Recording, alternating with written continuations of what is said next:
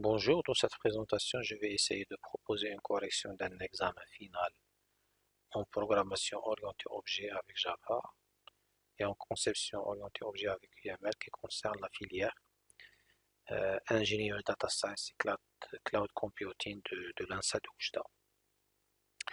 Alors, avant de commencer, je précise que l'exercice 1, normalement, c'est noté sur 4 points et demi. Il concerne, c'est-à-dire l'étudiant doit être capable de faire une analyse de code source euh, et aussi donner ou bien prévoir son résultat. Le deuxième exercice, c'est plus l'étudiant doit être capable de connaître quelles sont les pratiques à suivre pour faire de la modélisation orientée objet pour des applications Java. Et le troisième exercice, normalement, ça concerne comment implémenter un diagramme de classe et comment fournir un code Java qui respecte un ensemble de pratiques à suivre. Donc, les exercices sont le suivant, c'est-à-dire le premier exercice, c'était bien sûr l'objectif, c'était d'analyser un code et de fournir, est-ce qu'il contient des erreurs? S'il y a des erreurs, il faut préciser quelles sont les lignes contenant des erreurs. Ensuite, quelles sont les corrections à faire. Ensuite, afficher le résultat après correction. Ça, si le programme contient des erreurs. Si le programme ne contient aucune erreur, à ce moment-là, on peut afficher le résultat du programme directement. Donc, ce type de travail, normalement, contient trois questions. Donc, la première question qui est la suivante. Et ensuite, la deuxième question. Et finalement, la troisième question. Alors ça, en ce qui concerne le premier exercice. Le deuxième exercice, c'est une conception orientée objet. Donc, il y a des questions directes et parfois il y a du texte. Donc, par exemple, pour ce texte, il faut fournir un diagramme de cas d'utilisation, d'accord, qui concerne ce texte qui est sélectionné. Et pour la même raison, il faut fournir un diagramme de séquence pour un cas parmi ce qui est énoncé ici. Une cinquième question, normalement, il y a un texte qu'il faut le rendre sous forme de diagramme de classe. Donc l'objectif, bien sûr, de cet exercice-là, c'est de connaître les pratiques à suivre pour fournir des diagrammes UML.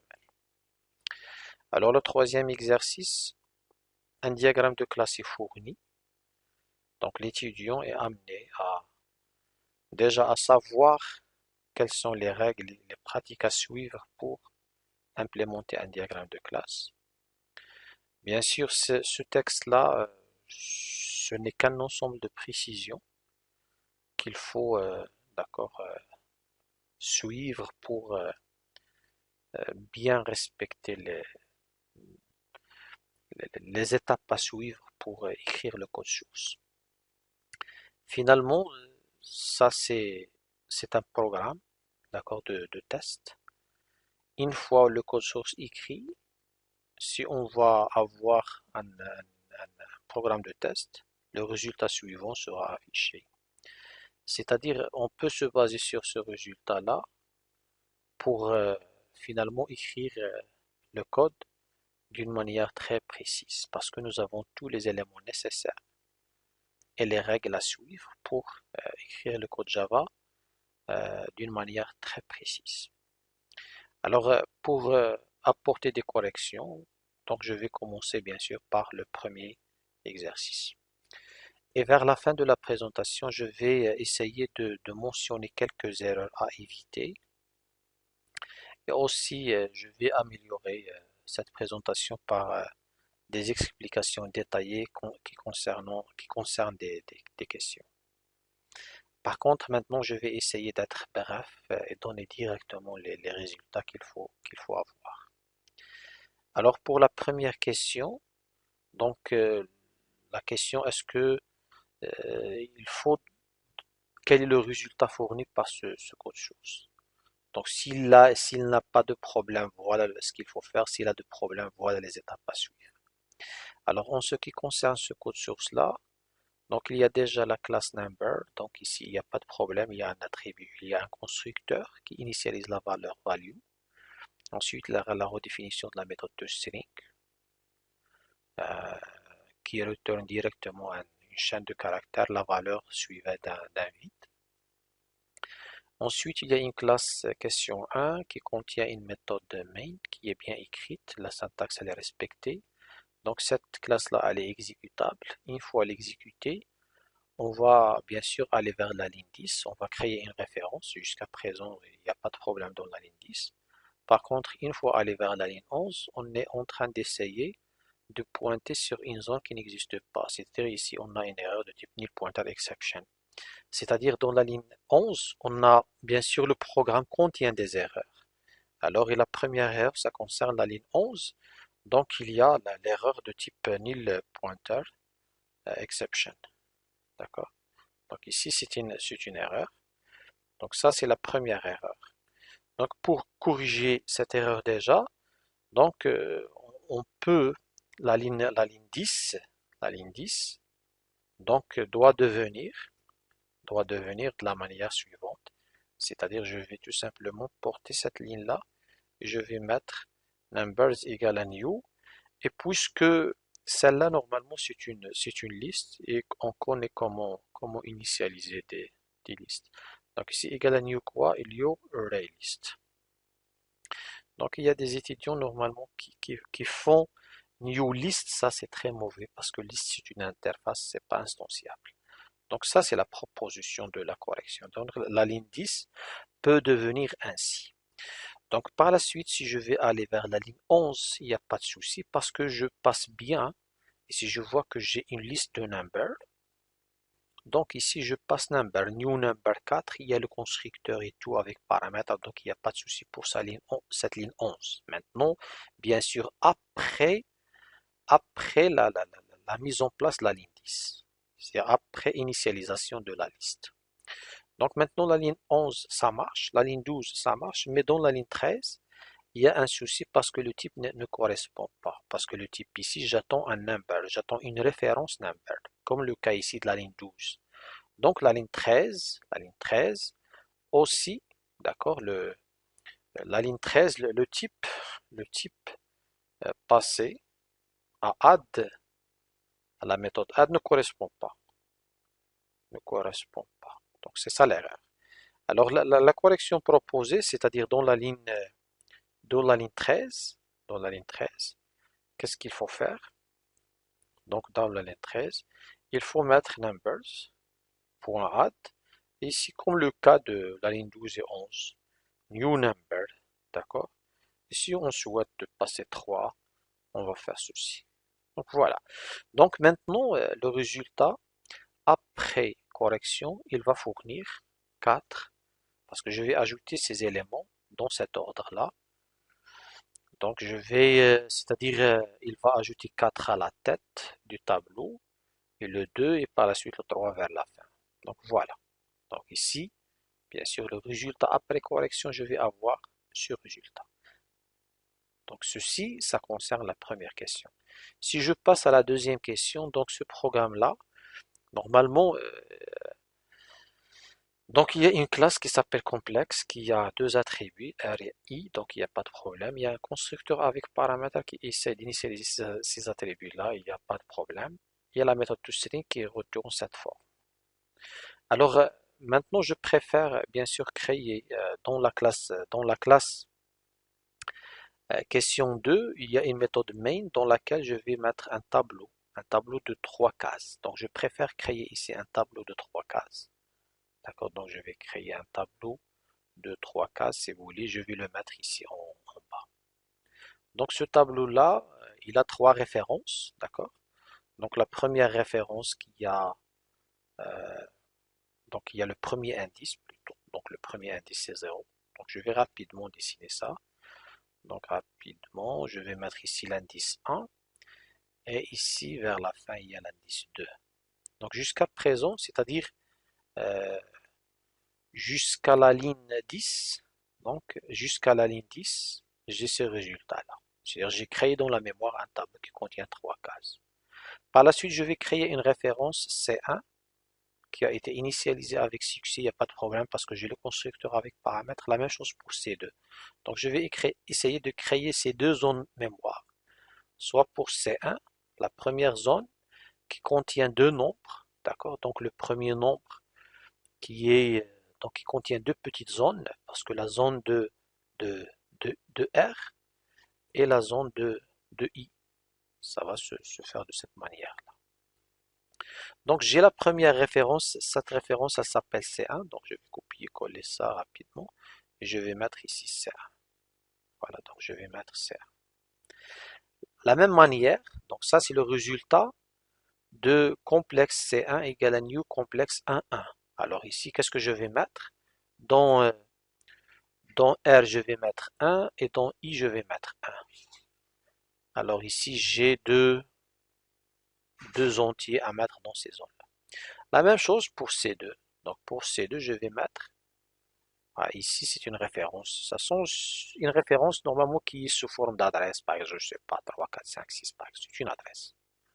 Pour simplifier, on va utiliser directement C2. C'est pareil, soit on utilise ça ou bien l'autre. Alors maintenant, dans la ligne 13, nous avons mis T0 égale à C1. C'est-à-dire ici, qu'est-ce que je vais mettre? Je vais mettre tout simplement C1. Alors ensuite, T1 égale à C2, c'est-à-dire je vais mettre ici égale à C2. Et T2 égale à C2. Je vais mettre encore ici C2. Alors dans la ligne 14, qu'est-ce que je vais mettre? Je vais changer T2.R. Et T2.R, c'est exactement quoi? C'est C2.R. Par contre, ici, je n'ai pas changé. Attendez, je reviens vers la ligne 12. Je vais mettre ici 2. Ici, je vais mettre 2. Voilà, maintenant j'ai terminé la ligne 12, la ligne 13 et je suis dans la ligne 14. Dans la ligne 14, je vais mettre dans T2.R. C'est quoi T2? T2, c'est déjà égal à C2. Comme si je vais mettre C2 points. C'est-à-dire je vais accéder à cette zone-là. T2.R, c'est exactement cette zone qui est sélectionnée. T2.R, c'est la zone, si vous voulez dire, verte. Et T2.I, c'est la zone, si vous voulez dire, rouge. Voilà, donc c'est ça. Alors qu'est-ce que je vais mettre ici? T2.R égale à 5, je vais mettre 5 ici. Et T2.I égale à 6, je vais le mettre ici. Parce que T2 c'est C2. Donc je vais mettre ici 6. Alors maintenant je suis dans la boucle, je vais afficher pour I égale à 0 jusqu'à I inférieur à 3. Parce que 0, 1, 2. Donc inférieur à 3, je vais parcourir les indices 0, 1, 2. Et plus, je vais imprimer à chaque fois TI plus une barre. C'est quoi TI? TI, c'est une référence. Soit C1, C2, C2.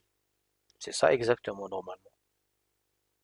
Et qu'est-ce que j'affiche? Parce que ici j'affiche la référence, mais puisque la méthode toString elle est présente, il va retourner ou bien afficher un résultat qui respecte ce qui est retourné par toString. Donc toString, elle retourne quoi exactement? Si je vais mettre un résultat, bien sûr, je vais commencer par la première itération. Dans C1, qu'est-ce qu'il y a? Il y a 1, d'accord, regardez, c'est R, c'est 1, plus quoi? Bien sûr, c'est ce plus-là, mais plus le texte. Donc ce qui est ici entre deux double quotes, c'est ce que je vais mettre en bleu. D'accord? Donc c'est ce qui sera affiché. La valeur de ici encore 1, donc 1. Donc je vais la mettre en noir, si vous voulez dire. Et ensuite, il y a quoi? Il y a une concaténation avec point .i. D'accord? Donc les choses qui sont entre double quotes. Voilà, donc le premier résultat c'est le suivant.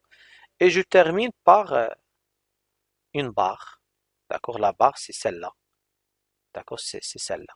Donc j'ai affiché la référence par à la de toString qui est R qui est 1, le texte plus, la valeur, d'accord? La valeur de I qui est 1 aussi, et j'ai affiché le point. Donc ça en ce qui concerne la première itération. La deuxième itération, je serai dans l'indice 1, et dans l'indice 1, il y a C2, et C2 normalement ça contient quoi? Contient 5, 6. Contient 5, 6. Voilà la première valeur de R, la valeur de I, Et ensuite, pareil, je vais passer à C2. Donc, qu'est-ce que je vais afficher? Oh, c'est C2, normalement, c'est 5, 6. C'est la même chose. Donc, j'ai terminé la boucle parce qu'il y a 3 itérations. Donc, il reste uniquement la barre. Voilà, donc j'ai terminé les 3 itérations. Qu'est-ce qu'il reste? Je sors de la boucle. Donc, j'ai terminé les lignes 15 et 16 et je suis dans la ligne 17 qui a comme objectif d'imprimer C2. Qu'est-ce que je vais imprimer dans C2? Je vais imprimer la même chose. Donc, je vais imprimer celle-là aussi. Donc, je vais imprimer 5 plus 6i. Donc, le résultat de ce programme-là, il ne contient plutôt, attendez, il ne contient aucune erreur. Donc, ce texte-là, il faut le mettre ici. Parce qu'il n'y avait pas d'erreur. Peut-être vous êtes en train de se poser la question depuis tout à l'heure. Mais ce programme-là ne contient pas d'erreur. Donc, ce résultat, ça concerne ce programme sans aucune erreur. Donc ça, en ce qui concerne la deuxième question. La troisième question, en fait, il y a une interface qui s'appelle foo, qui a une méthode f. Et par la suite, il y a une classe abstraite mou qui implémente foo, d'accord? Et il a un attribut qui s'appelle value. Il y a une méthode de string qui est retournée sous cette forme-là, qui retourne une chaîne de caractères ayant cette forme.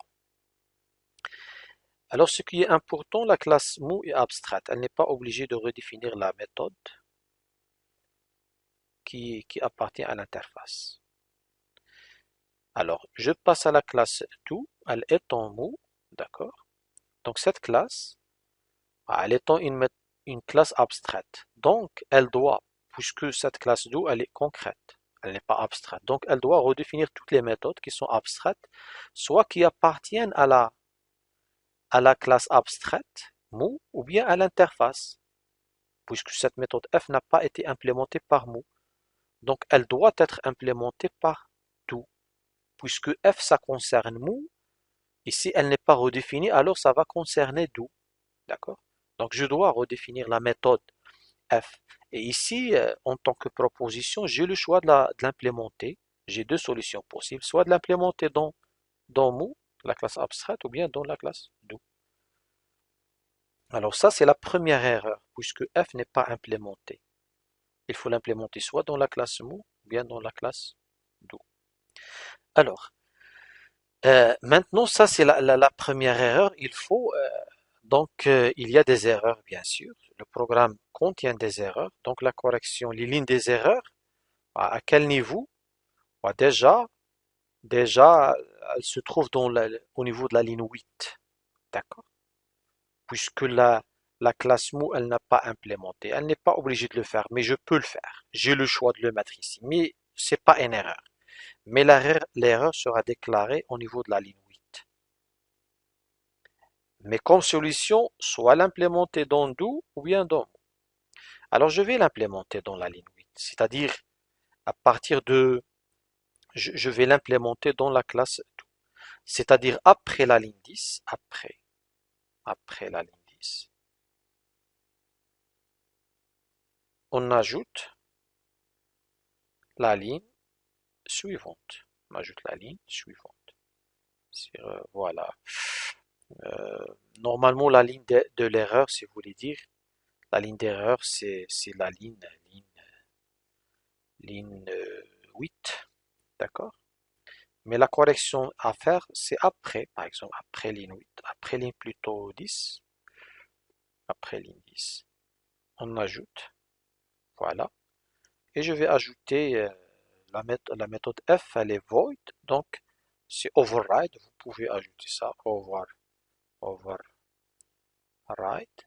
Je reviens, je reviens à la ligne pour ajouter void f, et je peux ajouter ça. Tout simplement, maintenant j'ai redéfini la méthode f. Même s'il contient aucune instruction, je l'ai redéfini. Là, cette redéfinition, elle est correcte, puisqu'il n'y a pas de précision. J'ai pas mentionné, la question ne donne pas de précision comment elle doit être implémentée, la méthode f. Donc, je donne la chose la plus simple. Celle-là, c'est une proposition. Sinon, je peux, plutôt, elle contient normalement un paramètre. Je peux ajouter le paramètre, bien sûr, il le faut. Il faut ajouter le paramètre, c'est obligatoire. Et ici, je peux faire ce que je veux. Je peux, par exemple, mettre 10.value. 10.value égale à, je sais pas, égale à value plus 1 ou ce que vous voulez.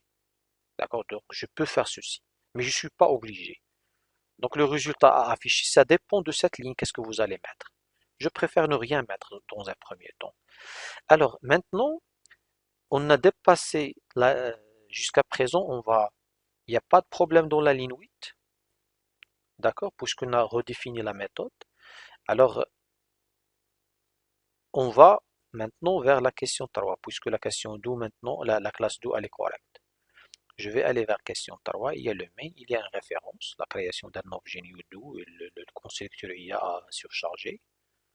D'accord, il y a le constructeur, voilà. Il n'y a pas de problème pour la ligne 14. La ligne 15, foo.f55 maintenant ça marche, même s'il ne fait rien, mais la méthode elle est là.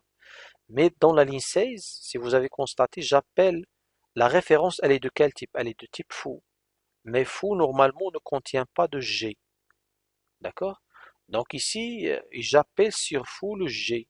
Et G, ça concerne l'objet, ça concerne do. C'est vrai, do, elle a la méthode G. Mais je ne peux pas l'appeler directement, il faut faire appel à un problème de. Donc la ligne 16 aussi, il y a problème dans la ligne 8. Donc le problème dans la ligne 8, ça concerne la redéfinition de méthode. Bien méthode F non redéfinie, d'accord? Et aussi la ligne 16, il y a un problème de casting, d'accord? Un problème de casting. Et en particulier, pour régler le problème, on va utiliser un downcasting. Alors, la correction à faire pour la deuxième erreur, donc dans la ligne 16 devient, ou bien je vais mettre deux points, je dois mettre, parce que j'ai le type normalement qui est de type do. Donc je vais faire do foo.g, d'accord, 6. Et aussi il faut faire ceci, d'accord, donc c'est ça le downcasting. Donc je vais apporter des précisions vers la fin de cette présentation qui concerne le downcasting. Donc voilà, ceci ça concerne la proposition de la correction qui concerne la ligne 16. Maintenant, le résultat à afficher après exécution, donc il y a le F55, mais ici moi j'ai fait aucun traitement, donc il n'y a aucune influence sur value, parce que value normalement, elle sera initialisée avec quelle valeur? Regardez value ici, puisque j'ai un accès direct à value, regardez ici 10.value, parce que 10.value elle a hérité, puisque j'ai protégé, j'ai un accès direct. Donc pour cette valeur, je vais mettre dans la case, je vais mettre 5. Et je vais mettre G6. Donc G6, F55, il ne va rien faire. Mais G6, maintenant, après casting, qu'est-ce qu'elle va faire le G? Elle va euh, incrémenter la case de value par value plus A. Et c'est quoi le A ici? C'est 6. Donc qu'est-ce que je vais mettre à la place de 5? Je vais mettre 5 plus 6. Ça donne 11. Donc le résultat à afficher, j'imprime foo. Et foo, c'est quoi? C'est exactement entre parenthèses, et j'affiche la valeur de value. Voilà, c'est exactement ça, le résultat faux. Donc ça, c'est le résultat de notre programme. Par contre, si je vais me permettre de mettre ici 10.value, par exemple, égal à value, d'accord? Point virgule, je vais mettre ça. Alors le résultat, ça va changer, parce qu'une fois appelé 55 ici, donc je vais appeler, maintenant je refais l'exécution. Au début, ma case contient 5. Et une fois appelé la méthode F55, c'est-à-dire j'ai mis dans value, qu'est-ce que j'ai mis? J'ai mis value encore. Donc j'ai mis 55. Par contre, si je vais mettre plus égal, c'est-à-dire je vais incrémenter cette valeur. Il y avait combien? Alors je vais faire ce cas-là déjà. Avant, pour ne pas vous perturber, je vais répondre à ce cas. Donc j'ai écrasé 5 par 55. Et ensuite, je vais prendre le 55 et l'augmenter par 6. Parce que je vais passer 6. C'est-à-dire le résultat à afficher maintenant, c'est combien? C'est 61. Si je vais avoir, si je vais fournir cette implémentation. Par contre, si je vais mettre par exemple ici plus, ça c'est une troisième proposition. Alors, si je vais refaire cette exécution, au début j'avais 5, mais par la suite, je vais mettre 5 plus 55, ça devient 60. Je ne vais pas écraser le 5 par 55, mais je vais augmenter, ça devient 60. Et une fois que je passe le 6, j'aurai euh, value plus l'ancienne value plus A, c'est-à-dire plus 6, ça va devenir 66. Et à ce moment-là, le résultat à afficher, c'est 66. Donc, la réponse à cette question dépend de votre implémentation de la méthode F. Donc, moi, j'ai tenu au début la chose la plus simple, c'est ne rien faire. Ici, d'accord, et je vais trouver le résultat qui est 11. C'est-à-dire le 5 plus 6, ça va donner 11. Voilà, ça en ce qui concerne l'exercice 1. Je vois combien de temps, donc 26 minutes plus les explications normalement un petit peu, mais normalement il faut ne pas dépasser 15 minutes au maximum, 5 minutes pour chacun. Alors toujours dans la correction de l'examen, maintenant je vais essayer de proposer une correction pour le, en fait, le deuxième exercice, qui est une conception orientée objet.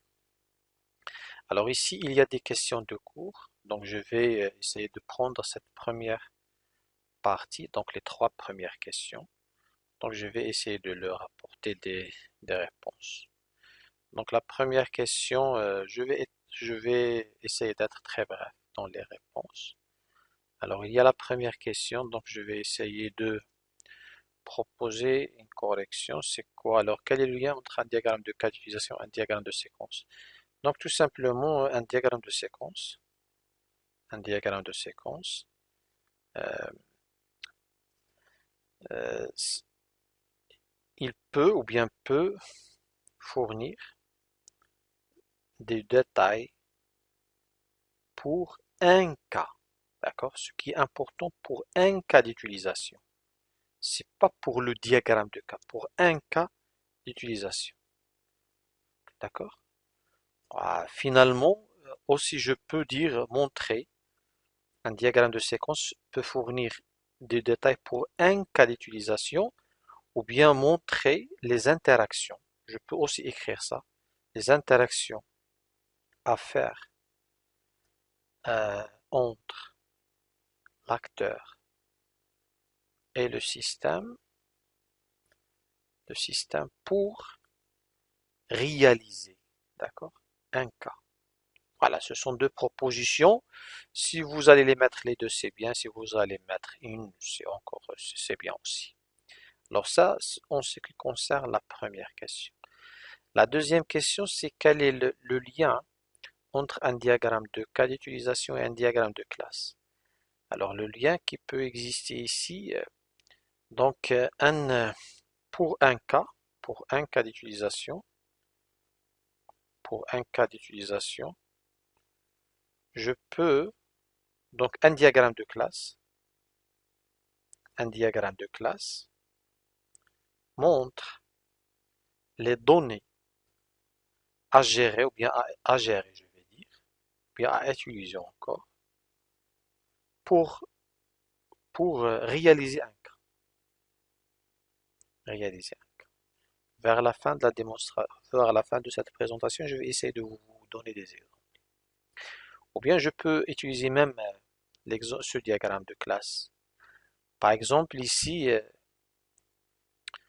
pour gérer les impôts, ou bien pour afficher les impôts d'une société, voilà le diagramme de classe que je peux utiliser.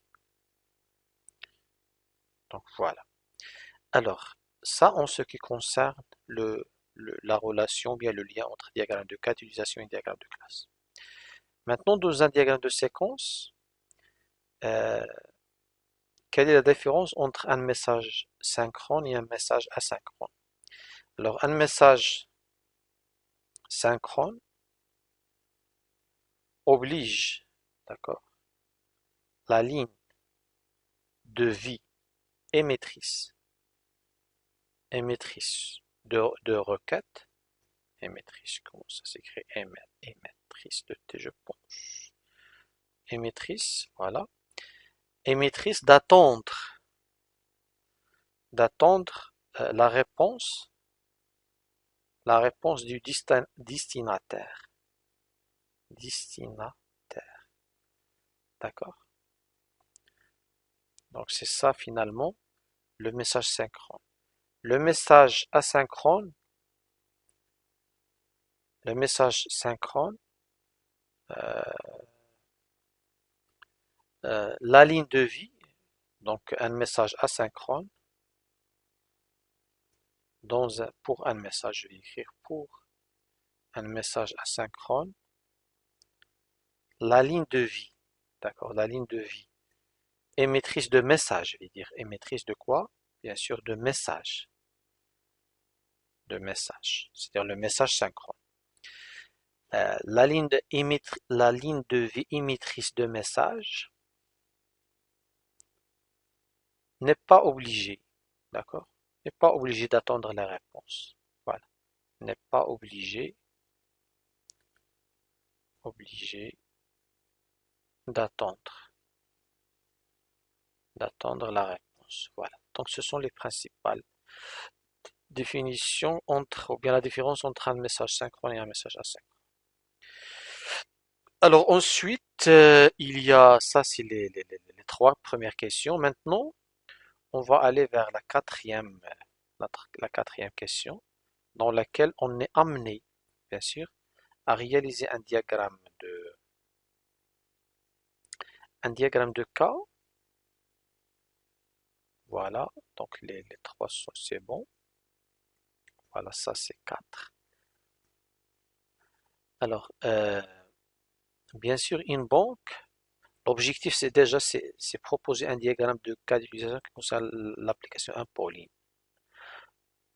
en ligne. Donc, une banque veut réaliser une application mobile, d'accord, qui s'appelle Impôt en ligne, destinée à ses clients pour le paiement des impôts auprès du ministère de Finances, division des impôts. Donc le client est défini par un ID, un nom, un prénom. Il faut faire attention parce que ces informations-là, ça concerne plus le diagramme de classe et ne concerne pas le diagramme de cas d'utilisation. Donc ces informations, normalement, ne concernent pas notre cas. C'est-à-dire le diagramme de cas que nous allons réaliser. Le compte bancaire est défini par un numéro et un solde. Chez le ministère de Finances, division des impôts, le client dispose d'un identifiant plus ses informations personnelles plus les dossiers d'impôt. Chaque dossier est défini par un numéro et un montant d'impôt à payer. Ici, normalement, c'est pas un piège, mais l'étudiant doit être capable de faire la différence entre un diagramme de cas et un diagramme de classe. Bon, il y a peut-être des gens qui vont aller proposer un diagramme de classe. C'est très très mauvais. Donc il faut déjà savoir la différence entre un diagramme de classe et un diagramme de cas d'utilisation. Alors ici, ce sont des besoins. Le client se connecte à un port ligne en saisissant son login ou son mot de passe. Une fois connecté à un port ligne, le client peut afficher les dossiers d'impôt. D'accord? Donc voilà, nous sommes en train de préciser plutôt nous sommes en train de préciser les cas d'utilisation. Alors le premier cas, se connecter à un pôle. L'acteur, c'est client. Donc ça, c'est l'acteur. C'est un acteur. Ce qui est souligné, c'est le cas. Donc afficher, c'est encore un autre cas d'utilisation. Une fois les dossiers sont affichés, le client peut afficher le détail, donc afficher le détail d'un dossier. Une fois le détail d'un dossier affiché, le client peut effectuer le paiement, donc effectuer le paiement. Et bien sûr, le paiement ne peut être fait si le solde de compte est insuffisant. Donc ici, il y a vérification de solde. Donc proposer un diagramme de cas d'utilisation, c'est très simple. Alors on va, bien sûr, je vais essayer de le proposer ici. Bien sûr, il faut avoir un système parce que c'est un diagramme de cas d'utilisation, donc il faut déjà mentionner un système. Donc je vais utiliser ça comme couleur, d'accord? Ça, c'est le système qui s'appelle impôt, d'accord? Donc impôt en ligne. Voilà. Voilà, ça c'est notre système.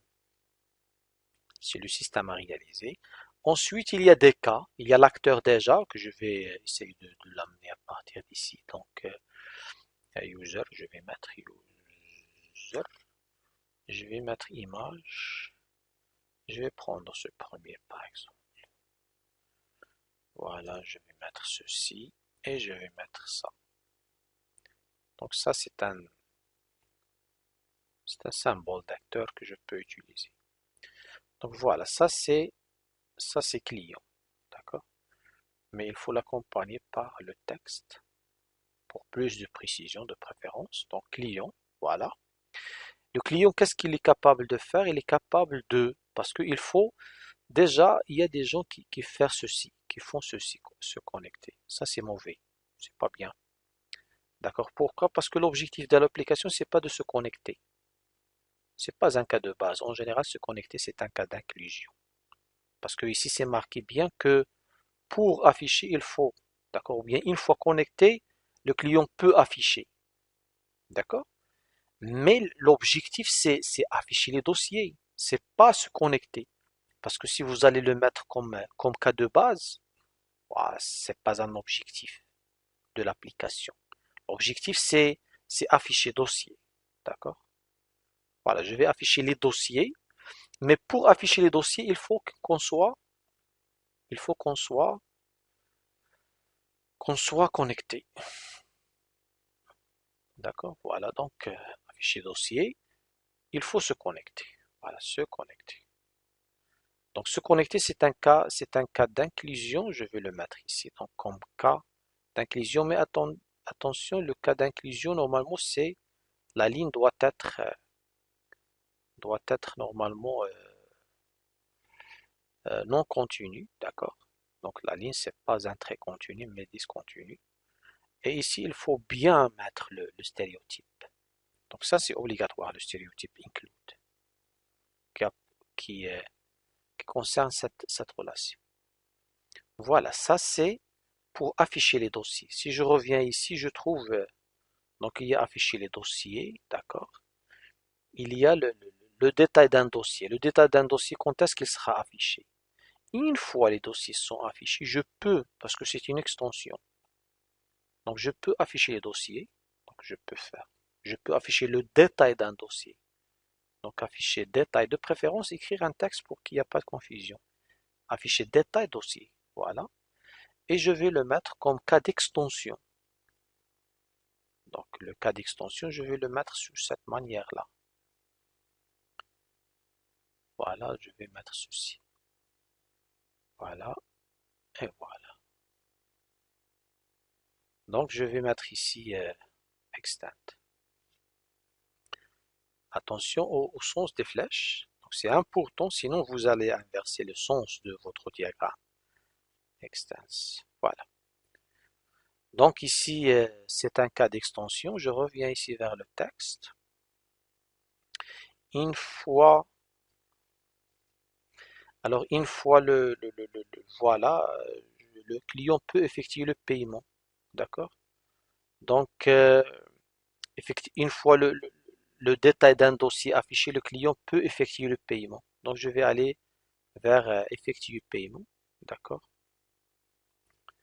Alors, je vais faire un autre cas qui est effectuer paiement. Effectuer paiement. Alors, pour effectuer paiement, normalement, c'est... Alors, ici, il y a un système externe. Normalement, c'est obligatoire d'avoir ici un système externe. Normalement, le système du ministère, c'est un système externe, division des impôts. Donc, quand est-ce que je vais faire appel à ce système-là? Une fois je me connecte à l'application, à mon application qui est Impoline, et j'essaie d'afficher les dossiers d'impôts, donc ce besoin-là, il va faire appel à un système distant. Parce qu'il va récupérer les dossiers d'impôts à partir d'un système externe. Donc il faut qu'il y ait ici, je peux mettre par exemple ce système externe sous cette forme-là. Moi, je peux mettre ici système impôt, d'accord? Voilà, des impôts qui est dans le ministère de Finances. Donc pour ceci, c'est un acteur secondaire. Donc pour afficher les dossiers, voilà ce qu'il faut faire. Donc ça, voilà, il faut faire secondary, d'accord? Donc c'est un acteur externe, voilà. C'est un acteur qui complète le cas. Qu'est-ce que ça veut dire complète le cas? C'est-à-dire pour afficher les dossiers, le client il essaie d'afficher le dossier à partir de notre application qui est impôt en ligne, mais pour pouvoir le faire, on va se connecter au système distant de ministère pour récupérer la liste. Donc ça, il complète le cas. Une fois les dossiers sont affichés, sont récupérés à partir du système distant, j'ai la liste et je peux afficher le détail d'un dossier. Donc, c'est juste pour bien organiser, je vais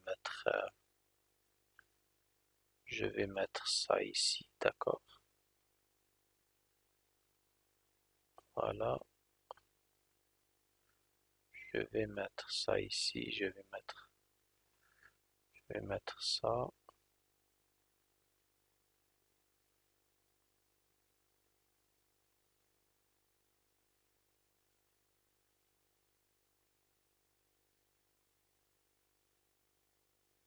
voilà, et je vais mettre ceci ici. Alors maintenant, pour effectuer le paiement, c'est une extension aussi, parce que ça, attention à la flèche, le sens de la flèche, c'est du afficher dossier vers afficher détail dossier vers afficher dossier. Et ici, c'est un cas d'extension qui peut aller de effectuer paiement vers, donc le sens de la flèche c'est important. De effectuer paiement vers afficher détail dossier, il y a un cas d'extension. Donc voilà. Donc ça, c'est le diagramme de cas d'utilisation. Alors pour le diagramme de séquence, pour effectuer le paiement d'un dossier d'impôt qui concerne l'application impôt en ligne. Donc bien sûr, le paiement ne peut être effectué seulement si la connexion est faite et le dossier concerné par le paiement est affiché. Donc c'est pour cela on va proposer le diagramme de séquence suivant, sachant que en premier lieu, il faut définir les lignes de vie, et savoir la ligne de vie qui le client qui est en interaction avec le système impôt en ligne. Et impôt en ligne, c'est un système normalement qui fait appel à système impôt de ministère. Donc, système impôt de ministère, on l'a appelé système impôt. D'accord. Parce que les dossiers d'impôt se trouvent chez le ministère. Donc, pour déjà les afficher, donc il faut se connecter à système impôt du ministère. Ça est considéré comme système externe. Donc là, ce sont les lignes de vie qui vont interagir ensemble pour assurer le paiement d'un dossier d'impôt. Donc en premier lieu, le client doit se connecter. Donc on va faire appel à un diagramme de séquence qui concerne l'authentification, donc ref TS login. Et pour se connecter, voilà le diagramme de séquence. Donc normalement, la connexion ne concerne que euh, l'impôt en ligne, c'est-à-dire le système en question. Donc ici, se fait de la manière suivante, tant que donc il va répéter à saisir le login et le mot de passe. Il y a une vérification au niveau du système. On va retourner un user. Donc tant que user est nul, on va refaire. D'accord? Je veux dire tant que deux fois c'est infini. On ne peut sortir de loop seulement si le user est différent de nul, c'est-à-dire il a bien saisi ce login au mot de passe. Donc ça c'est la première étape. Je ne peux pas continuer sans me connecter. Donc la deuxième chose, je ne peux pas commencer à faire le paiement sans afficher le dossier. Donc ça, c'est un autre diagramme de séquence qui doit être inclus. Donc voilà, ça c'est un diagramme de séquence qui concerne l'affichage de dossier. Donc l'affichage de dossiers, bien sûr, les dossiers existent chez le ministère, il faut les récupérer. Mais en premier lieu, il faut se connecter et après lancer une requête d'afficher tous les dossiers. Et bien sûr, le système, notre système à développer va se connecter au système auprès du ministère qui va analyser les requêtes et récupérer les dossiers avec SIC bien sûr, les dossiers de user.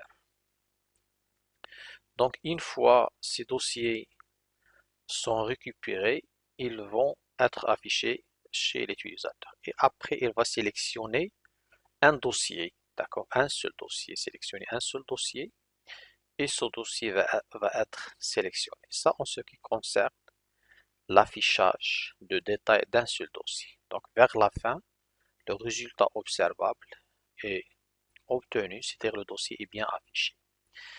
Maintenant, une fois le dossier est affiché, il va cliquer sur effectuer paiement du dossier. À ce moment-là, parce que c'est une application bancaire au niveau de la banque, on va vérifier le solde, c'est-à-dire est-ce que le solde est suffisant par rapport au détail de dossier, parce que le dossier maintenant, le détail est affiché et il contient même le montant à payer.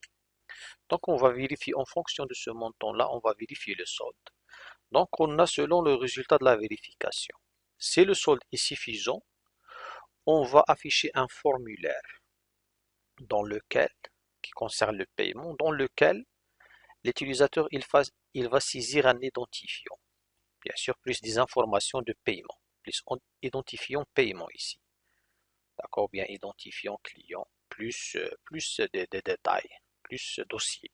Parce que le dossier, plus info, je vais dire, plus info, plus information du dossier.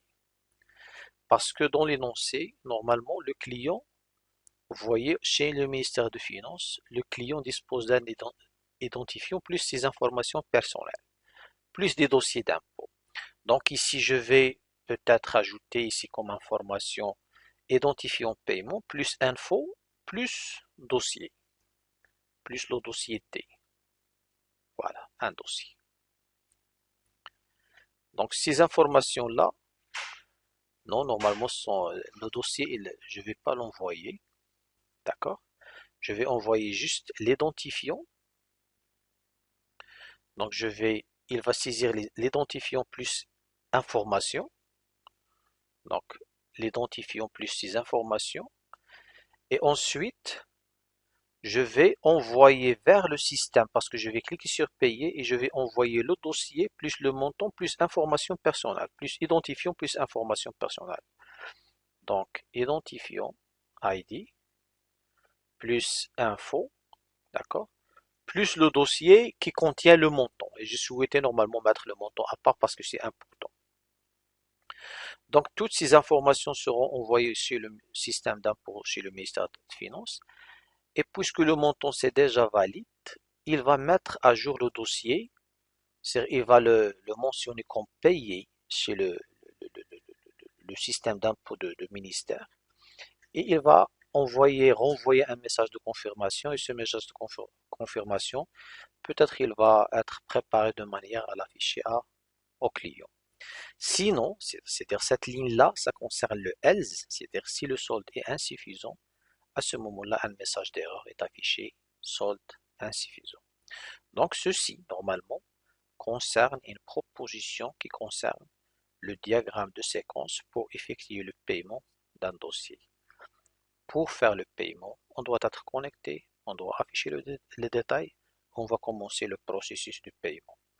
En cas de solde suffisant, voilà les procédures. En cas de solde insuffisant, il y a un message d'erreur. Donc ce diagramme concerne un diagramme de séquence qui concerne le paiement d'un dossier.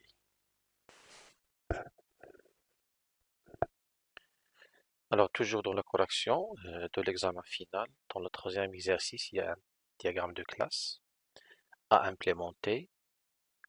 Puis il y a des précisions qui accompagnent ce diagramme de classe afin bien sûr d'obtenir le résultat suivant. Alors je vais commencer directement par l'implémentation du diagramme de classe.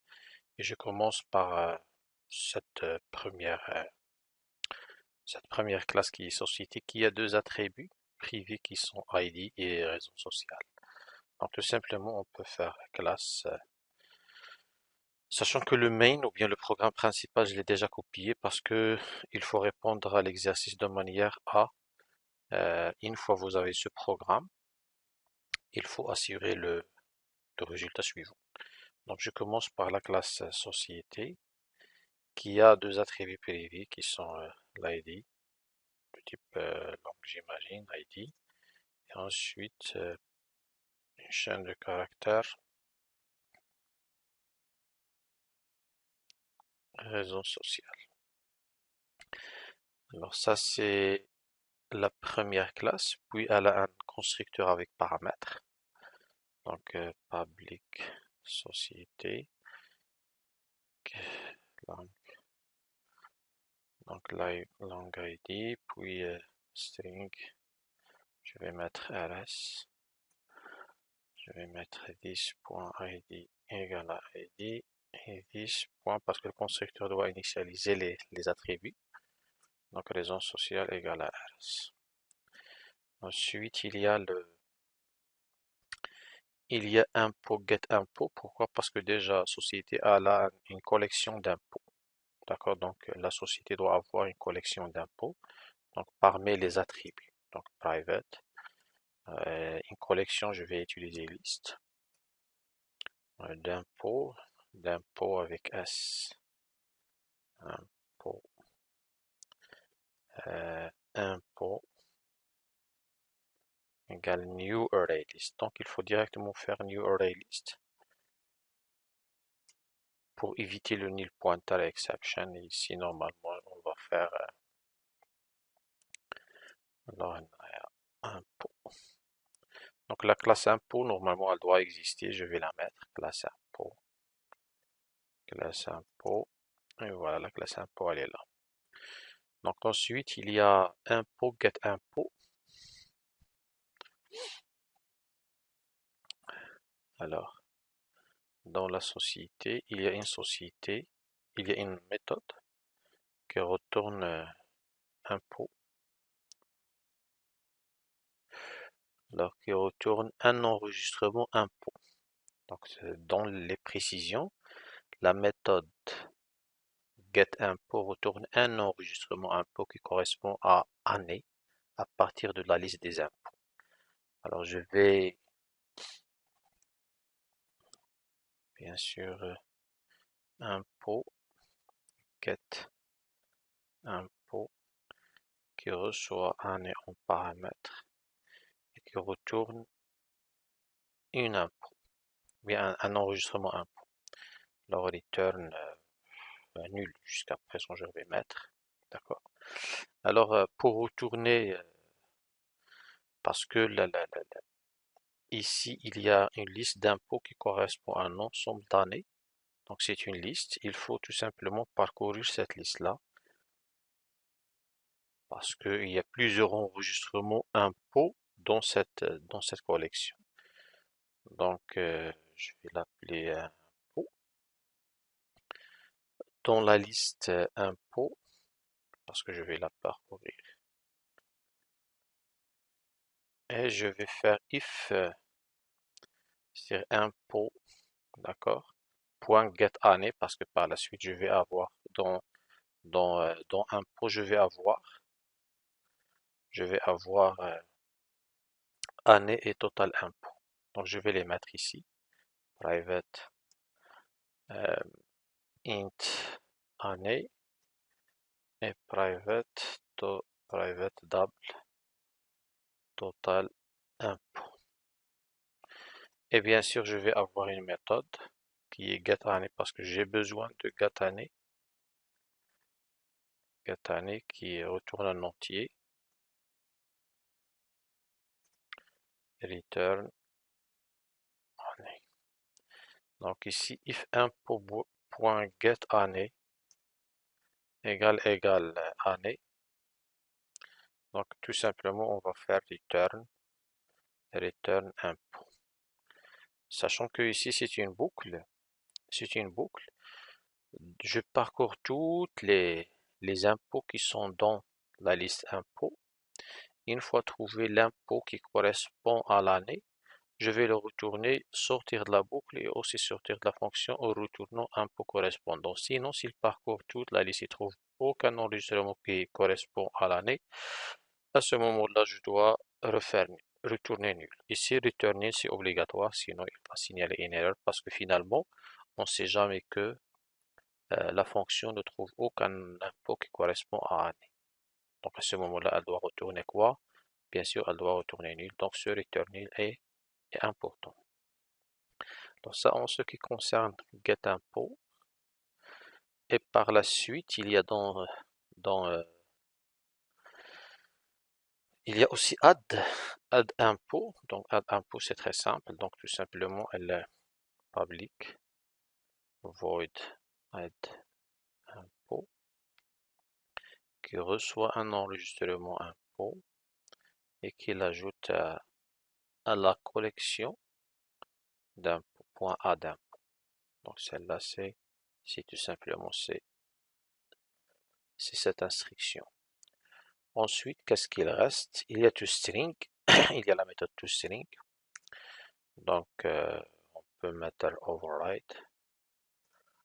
Voilà, donc il y a override. Ensuite, il y a toString qui retourne, bien sûr, qui retourne une chaîne de caractères.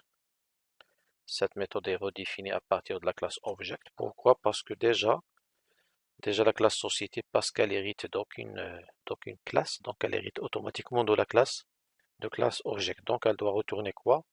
Retourner une chaîne de caractères. Par exemple, je vais mettre return dans un premier temps ça, mais on va voir.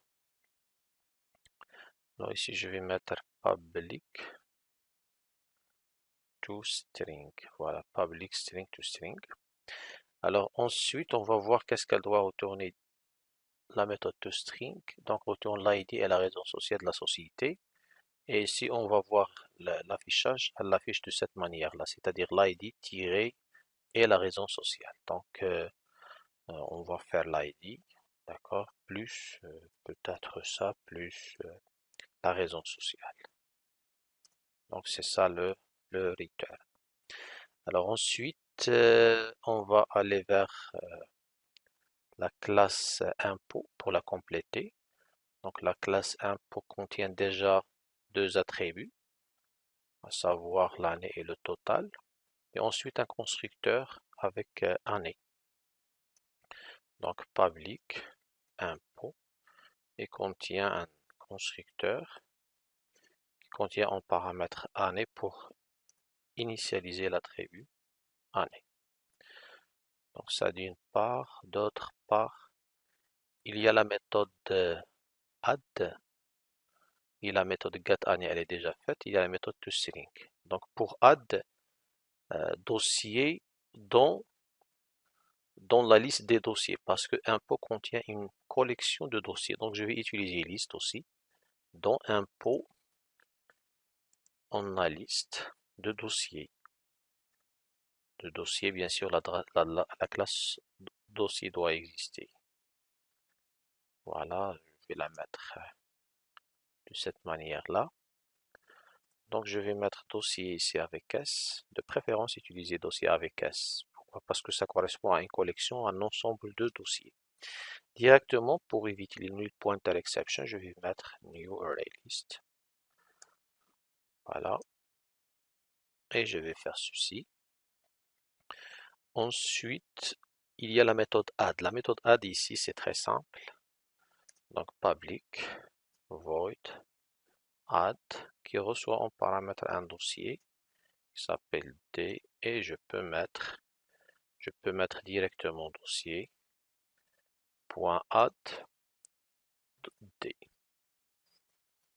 Alors, on a implémenté la méthode add dossier. getAnnée, elle est déjà là. Voilà. ToString. Donc ToString, on va voir qu'est-ce qu'elle doit retourner. Donc aussi, il y a override parce que la classe la classe dossier ou bien la classe impôt n'hérite d'aucune classe. Donc automatiquement sa classe mère c'est la classe object qui va, donc la classe impôt elle va redéfinir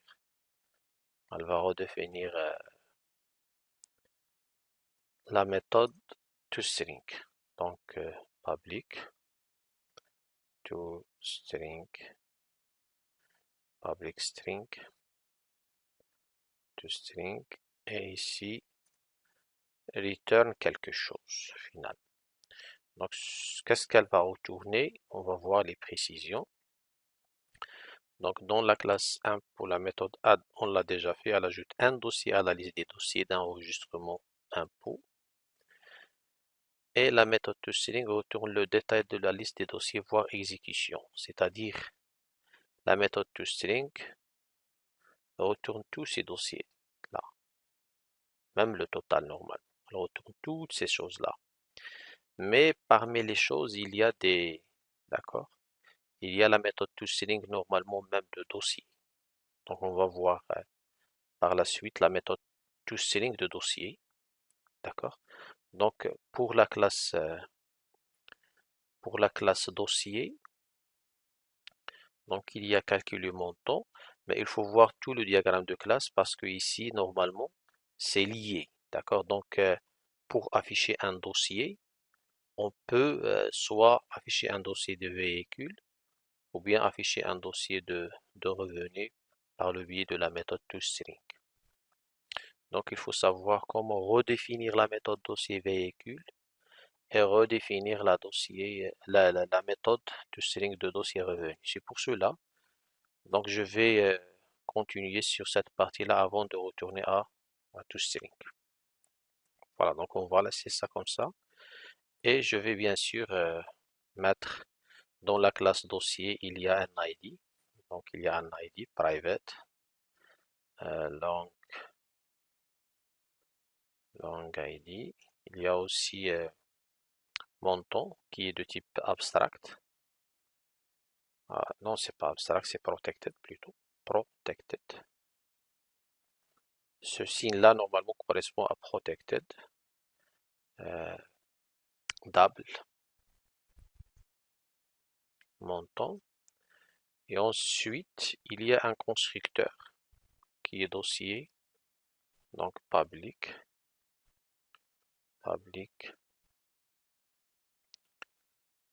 Dossier qui reçoit un paramètre et qui va l'initialiser.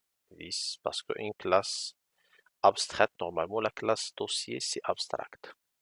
Elle peut avoir un constructeur. Donc abstract. Classe dossier. Elle est sous cette manière-là. Il y a la méthode protected calculer montant qui est abstraite. Donc protected. La méthode calculer montant.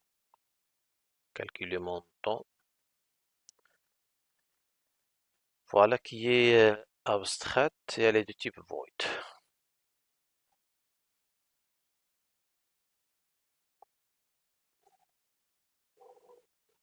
Voilà. Ensuite, il y a la classe dossier véhicule qui est de cette classe dossier. Puisqu'elle est une classe abstraite, donc elle doit redéfinir sa méthode abstraite. Donc ici, c'est override. C'est override.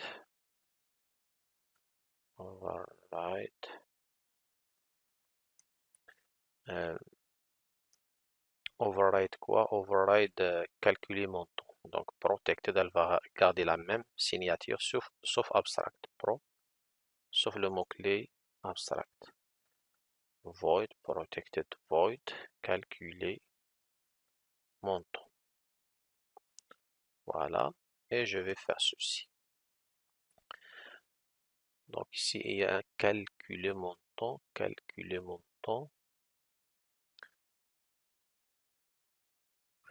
Alors ici, il y a un souci.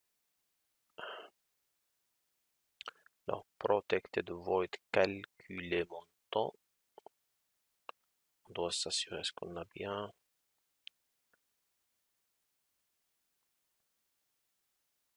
Voilà, normalement, il reste à définir le constructeur ici, puisqu'il contient un constructeur avec paramètres. Donc, public. Voilà, public. Dossier. On va mettre long ID. Et le constructeur ici, chez le dossier véhicule, il y a l'ID, il y a le nombre de chevaux, il y a la catégorie. Donc, long ID. Il y a int MPC, et il y a la catégorie. String 4. Et ces choses-là, normalement, ce sont des attributs. Private int mp chevaux. Voilà, mp.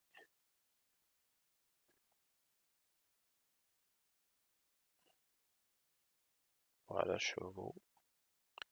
Et ensuite, private. Je sais pas, est-ce que c'est un caractère? Peut-être c'est un caractère. Char catégorie. Catégorie. Ici, peut-être il y a un petit souci sur les. Voilà, ici, normalement, c'est char à la place de string. Alors, donc, je vais mettre. Voilà, char ici aussi. Sinon, on peut mettre string, on va retenir que le premier caractère. Alors ici, bien sûr, le constructeur, c'est dossier véhicule et pas dossier. Donc, on va faire super ID de la classe mère. Ensuite, on va initialiser le nombre de chevaux qui est égal à l'MPC. Et puis, j'initialise la catégorie qui est égale à 4. Donc, jusqu'à présent, on a initialisé on a créé le constructeur. Alors, il reste à redéfinir la méthode calcul montant qui est déjà là et la méthode toString. Donc, il reste à redéfinir aussi override. Override. On revient vers la méthode toString. Public toString qui retourne une chaîne de caractères, bien sûr, comme toujours, string toString. Alors, je vais mettre return vide dans un premier temps. Voilà. Et il y a la classe dossier revenu. Après, je reviens au détail. Donc, je vais les mettre et après, je reviens au détail pour calculer mon temps et pour toString. Alors, je vais aussi mettre la classe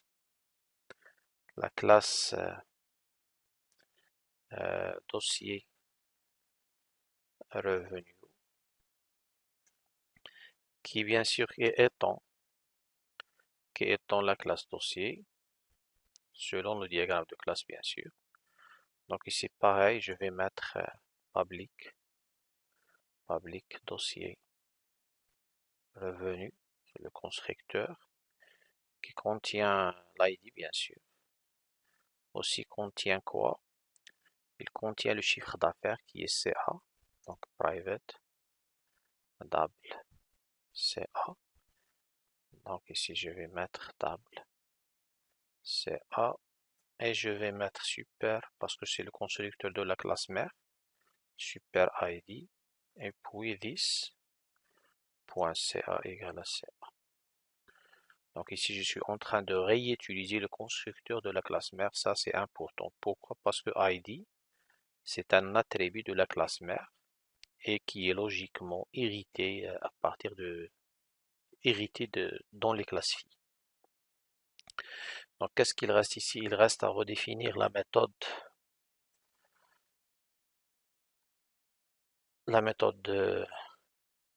qui est abstracte, qui calcule le montant.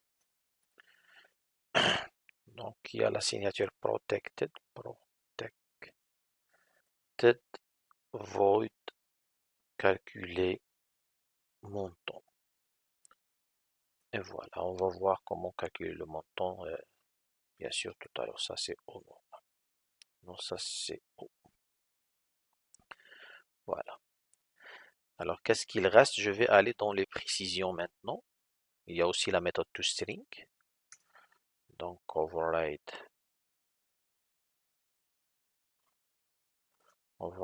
public string to string.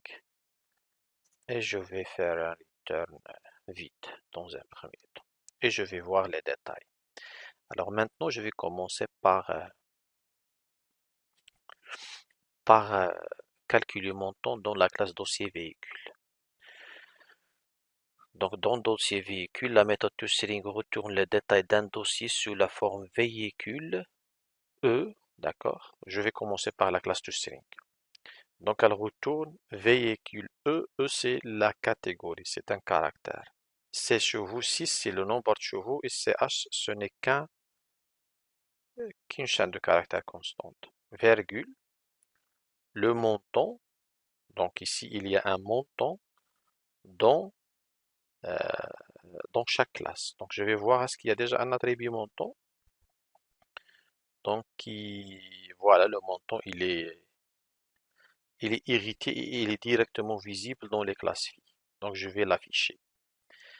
Alors, je vais commencer par afficher le véhicule, le texte véhicule, voilà, plus la catégorie,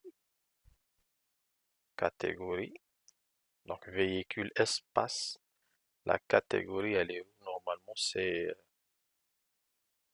non je suis dans la classe ici revenu, donc elle n'a pas la catégorie. Attendez, je me suis trompé ici, il faut aller vers le dossier véhicule, voilà, donc je vais mettre véhicule, espace plus catégorie, plus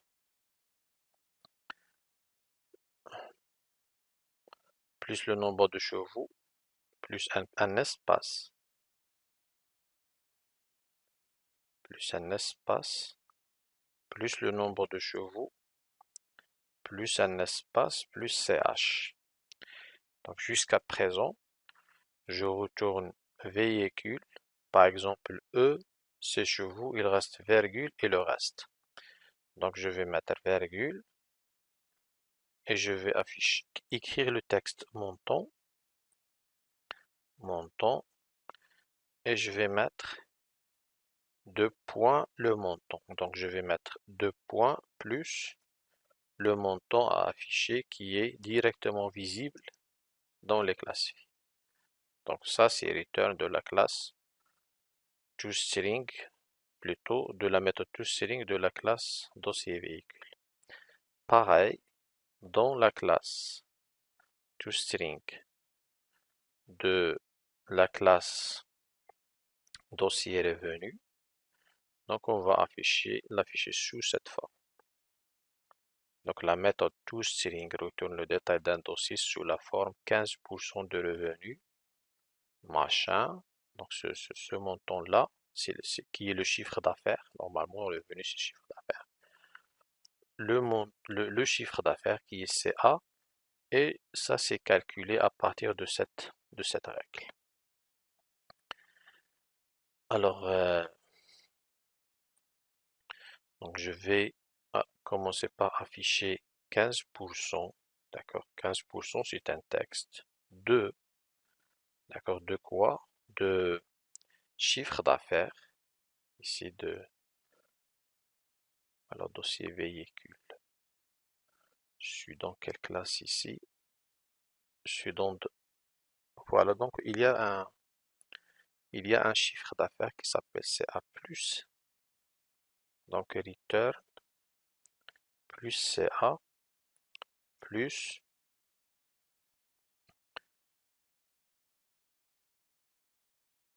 15% de revenus.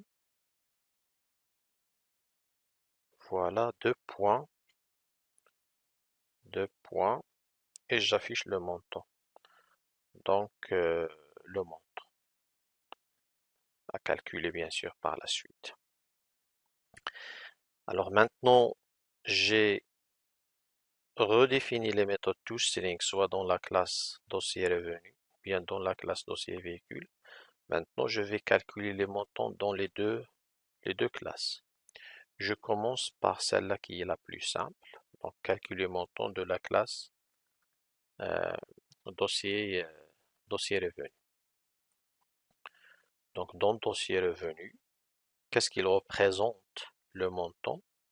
Donc la méthode calcule le montant, calcule le montant des impôts qui représente 15% du chiffre d'affaires. C'est-à-dire le montant égale 15%, 15 divisé par 100, d'accord, fois le chiffre d'affaires.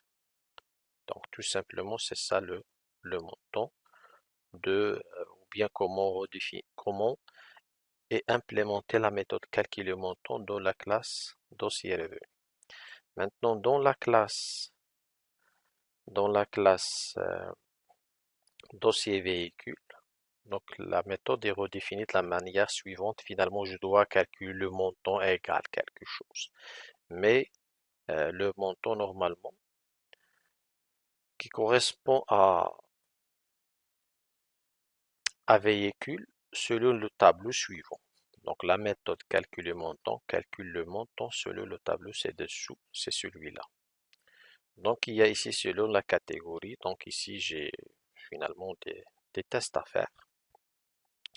Donc je vais faire if, bien sûr je vais faire if catégorie égale E, bien essence, if catégorie égale le caractère essence, j'ai un ensemble de calculs.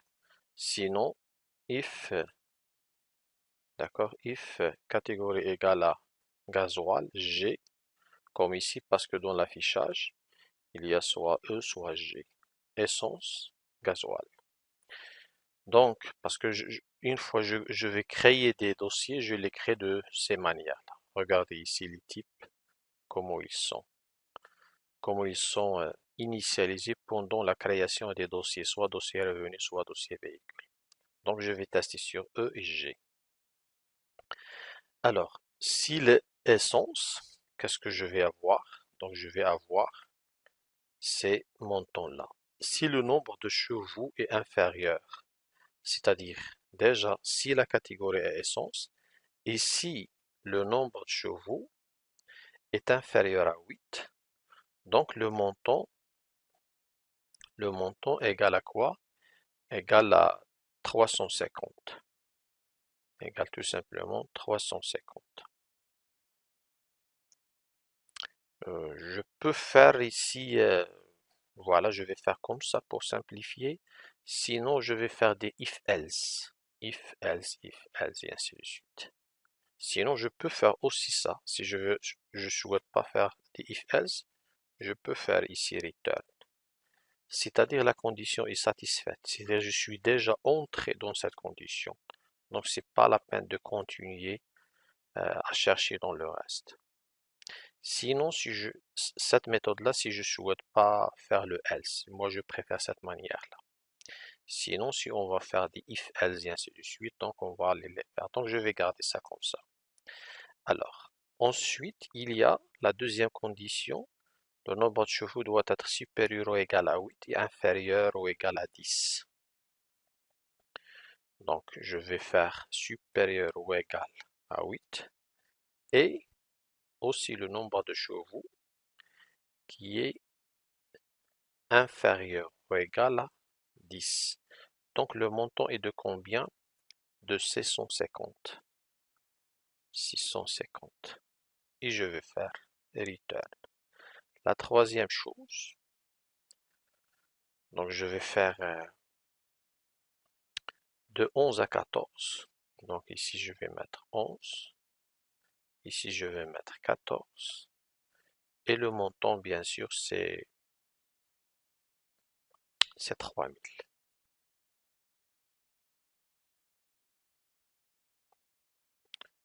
Ensuite, de supérieur à 15. Donc supérieur strictement à 15. Supérieur égal à 15. Donc j'ai combien? J'ai 8000. Ça en ce qui concerne la catégorie E. Donc pareil. Sinon ça c'est une manière. Sinon je peux mettre ici le AND. IE. D'accord. Et la catégorie IE. Donc je peux la faire. Elle est encore simple là, au lieu d'écrire le même code deux fois. Alors je préfère cette manière finalement. Parce que ici il y a plusieurs démarches. Donc je vais mettre ici pareil. Je vais me permettre de faire copier-coller, même si dans la feuille de rédaction, normalement, vous ne pouvez pas, mais ici, juste pour faire vite, je vais faire la même chose, mais les montants vont être différents. Donc ici, la première, c'est 700. La deuxième, c'est 1500.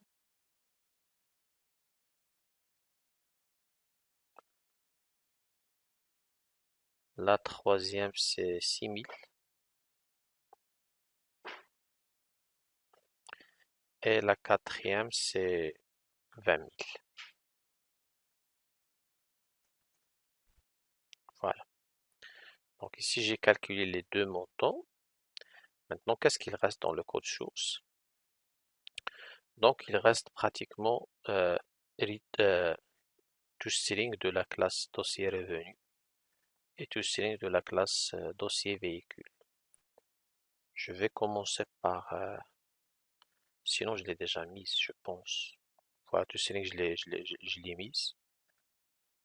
Il reste toString de la classe impôt. Donc, dans la classe impôt, il y a la méthode toString. Donc, qu'est-ce qu'elle doit faire? Parce qu'elle a une collection de dossiers, elle doit retourner toutes ces choses-là. Donc, il y a la méthode dans impôt, il y a une collection d'impôts. Donc, je vais préparer une chaîne à retourner, c'est-à-dire, je vais retourner détail, qui a cette forme. Il va commencer par la chaîne liste des impôts. Il va commencer par la chaîne liste des impôts. Donc voilà, donc je peux l'initialiser de cette manière-là. Regarde la liste des impôts. Voilà. 2022, c'est l'année. D'accord? Donc ici, il y a un attribut année. Et ensuite, il y a détail égale à détail plus quelque chose. Donc ce quelque chose normalement concerne tous les dossiers. Donc ça, c'est le premier dossier, ça le deuxième, le troisième et ainsi de suite. Sachant que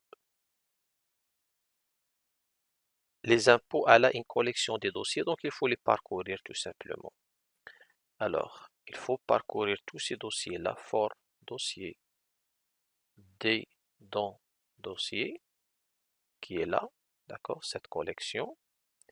Qu'est-ce qu'on doit faire ensuite?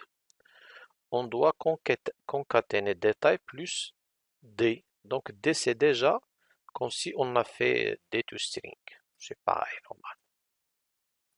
Parce que automatiquement, parce qu'on a redéfini la méthode toString dans les dossiers véhicules et dossiers impôts, et ça dépend de sa nature. Donc, le D, c'est la référence, mais puisque la méthode toString est redéfinie dans dossier véhicule et dossier revenu, donc il va faire appel à la méthode toString automatiquement, c'est pas la peine de la signaler.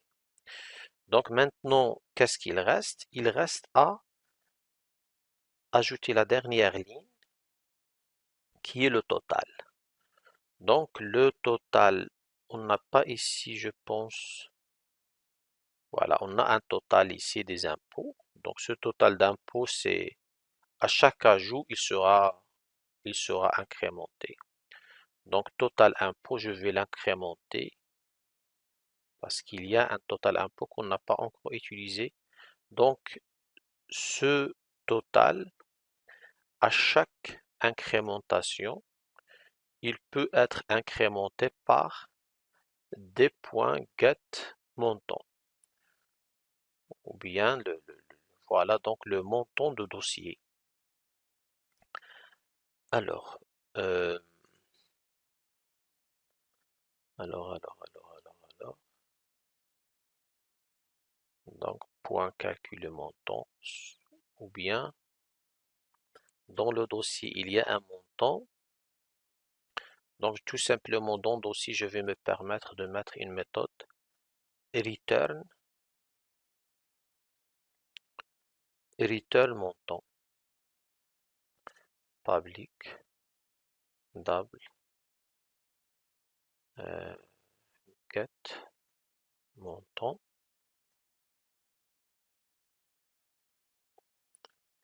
et qui va faire tout simplement return montant.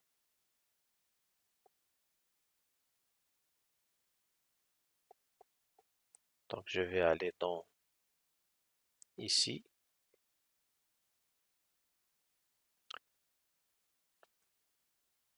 Voilà pour récupérer le montant.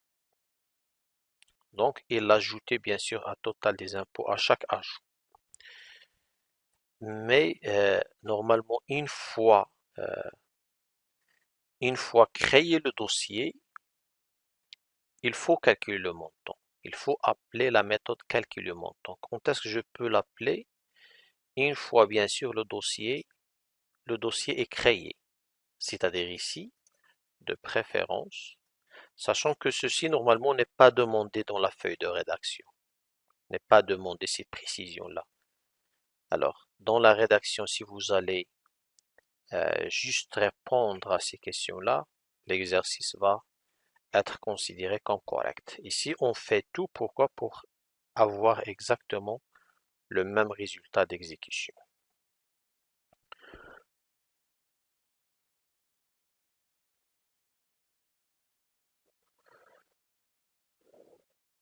Donc, je vais mettre juste le portable sous la charge.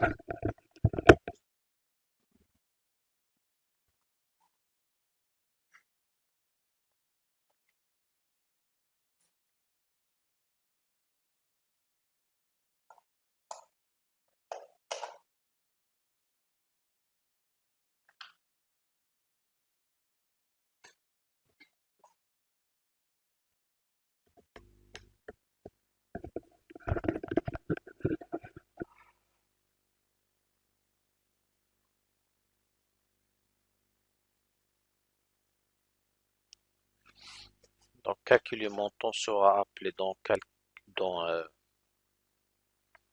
une fois je précise le nombre de chevaux et la catégorie, je peux appeler calculer montant. Si vous allez le mettre ici, normalement ça va pas marcher parce que la précision de nombre de chevaux et catégorie ne sera définie qu'après le calcul. Donc le calcul ne va pas se faire d'une manière correcte. Par contre, la bonne position c'est celle-là. La même chose dans la classe dossier revenu. Donc je vais la mettre une fois je définir le chiffre d'affaires. Donc calculer montant. Alors maintenant, je suis toujours dans la classe, je vais compléter la méthode toString, de la classe impôt, voilà. Donc il nous reste quoi? Il nous reste la dernière ligne qui est celle-là.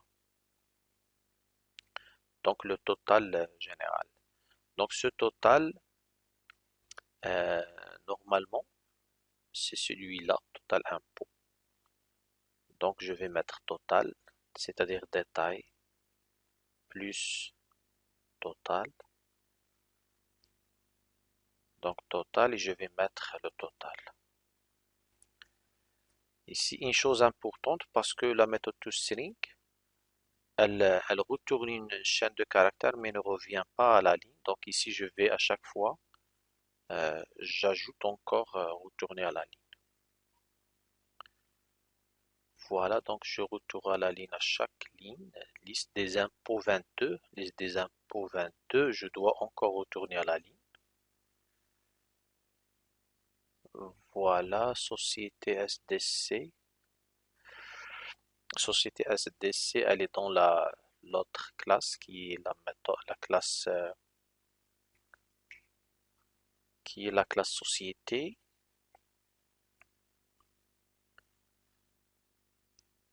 Donc ici j'ai ajouté voilà plus égal.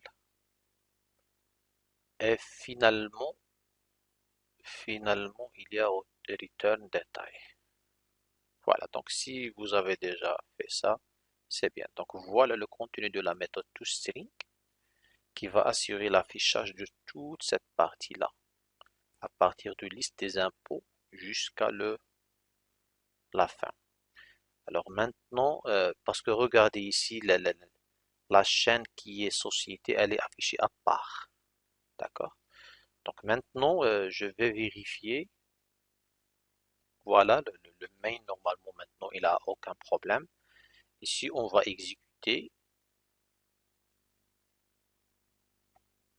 Vous voyez, ici, on va avoir le même résultat qui est demandé. Donc, 1 STC, liste des impôts 2022, 15% de revenus. Ici, c'est 0. Voilà. Ici, peut-être on n'a pas bien calculé la chose. Donc, normalement, donc, calcul le montant tout initialisé, sauf le problème se trouve à ce niveau-là, 15 sur 100. Il va le convertir en table en premier lieu, et puisque c'est un entier, il va le considérer comme 0. Donc, de préférence, je vais essayer de tester ça, le convertir en table normalement, ou bien je vais mettre ça. Je vais convertir plutôt 15 en table, et ensuite le 100 table. Sinon, il va prendre la valeur 0. Suppose là, il a trouvé la valeur 0. Donc, je vais essayer avec ça. Voilà. Sinon, il y a une autre manière. Donc, on peut l'utiliser. Pour les gens qui ont mis 15 sur 100 fois, c'est assez correct. Alors, je vais mettre ça. Et je peux mettre à la place de 15 sur 100, je peux mettre 0.15. Voilà, ceci aussi correct. Donc, vous voyez ici qu'on trouve le même résultat qui a été demandé à afficher par le programme. Donc c'est exactement ça. Donc ceci en ce qui concerne le, le troisième exercice. Alors dans cette partie, je vais essayer de parler de quelques erreurs communes qui sont commises pour, pour les propositions faites de code source relatives surtout au troisième exercice, à celui-là. Donc la première erreur que je vais discuter, c'est la méthode toString. Normalement, comme marqué dans le diagramme, la méthode toString à chaque fois retourne, vous voyez le type de retour, c'est une chaîne de caractères. D'accord, donc ce qui a été fait en général par les étudiants qui n'ont pas réussi à faire cette implémentation d'une manière correcte. Par exemple, parfois, ils peuvent, c'est-à-dire afficher les choses correctement, mais au lieu de retourner une chaîne, ils vont tout simplement écrire ceci, d'accord? Écrire cette chaîne, d'accord, qui est comme ça. Donc pour moi, je considère ça comme erreur. Donc c'est faux. Donc je ne vais pas comptabiliser cette proposition comme correcte. Pourquoi? Parce que pour moi, c'est très important de déjà savoir que la méthode toString doit retourner une chaîne de caractères et ne pas l'afficher. Donc pour les gens qui ont mis cette proposition-là, je l'ai considérée comme incorrecte. Donc cette erreur-là, c'est à éviter. Pourquoi? Parce que c'est bien mentionné dans le diagramme de classe que toString doit retourner une chaîne de caractères. Donc ça, c'est une première remarque à éviter. Une fois vous voyez que La méthode retourne un type, elle doit faire le retour et en respectant bien sûr le type. Ça, c'est la première erreur à éviter. Donc, à la place de ceci, il faut faire ça. Et ceci est valable pour toutes les méthodes toString. Sur les gens qui ont mis system.out.println dans toString, ils l'ont mis partout. D'accord? Donc, même ici, par exemple, et ainsi de suite. Donc, ça, c'est la première remarque. La deuxième remarque, c'est calculer le montant. Il y a des gens qui ont fait l'inverse parce que calculer le montant, normalement, c'est du type void et ils font return. Normalement, void ne retourne pas. Donc, je vais voir déjà cette calculer montant. Elle concerne les dossiers. D'accord? Donc, il ne faut pas retourner. Void, elle ne retourne pas et elle a un accès direct à montant. Pourquoi elle a un accès direct à montant? Donc, c'est une chose qu'il faut connaître. Donc, calcule le montant. D'accord? C'est une euh, méthode de type void. Elle ne doit pas retourner. Je ne dois pas trouver return vers la fin. Et aussi, elle a un accès direct à montant. Pourquoi? Parce que la classe dossier véhicule, c'est une classe phi de la classe dossier. Le dossier revenu, c'est une classe phi de la classe dossier. Donc, et le montant, il est défini en tant que, ici, protected. Le signe, c'est très important de reconnaître ce signe-là. Il indique protected. Le dièse indique protected. Donc, vous voyez, j'ai accès direct à un montant. Ce montant-là, il appartient à la classe dossier qui est protégée. Donc, j'ai un accès direct dans, dans la classe phi. Par exemple, ici, c'est la classe phi, dossier revenu qui a, voilà les choses. Je ne dois pas trouver return quelque chose. Non, ça c'est faux. D'accord? Donc ça, c'est la deuxième remarque qui concerne cette épreuve. La troisième chose, c'est la méthode add et surtout ajouter par exemple un dossier dans un pot. Donc ajouter un dossier dans un pot. Donc si je vais aller dans un pot, c'est vrai, j'ai ici une collection qui s'appelle dossier. Et l'objectif est d'ajouter un seul dossier comme précisé ici.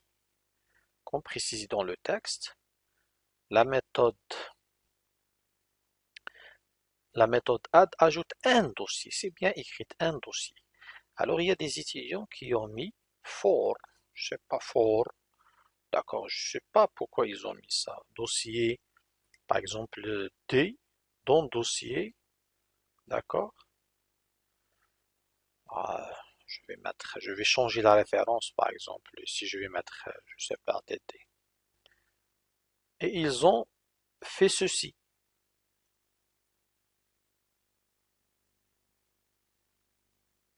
Non, ils ont fait ceci. Ou bien ils ont mis même les accolades. Non, c'est pas bien, parce que l'objectif est d'ajouter un seul dossier. Donc ça, c'est encore faux. Et pour moi, ce genre des erreurs, c'est-à-dire les trois que je viens de préciser ici, ce sont des erreurs graves. Donc il ne faut pas les mettre. Alors ça, je vais rendre ça comme voilà. Voilà. Normalement, il faut faire ceci. C'est très simple. Parfois, les choses sont simples et il ne faut pas les compliquer. Donc, ce sont les principales remarques qui ont influencé largement sur la note finale des étudiants.